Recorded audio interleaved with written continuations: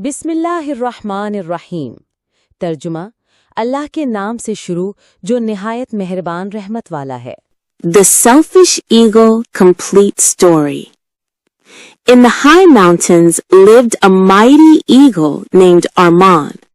He was proud of his strength and speed. Whenever other birds asked for help, he refused. "I am the king of the sky," he said. "I don't need anyone."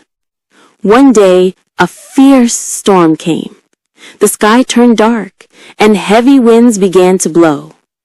Amoz tried to fly above the clouds, but the storm grew stronger.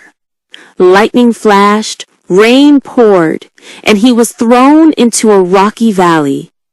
He cried for help, but no bird came.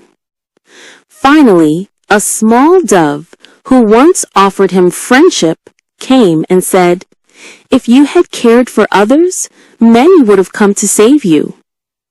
The eagle realized too late that power without kindness is weakness.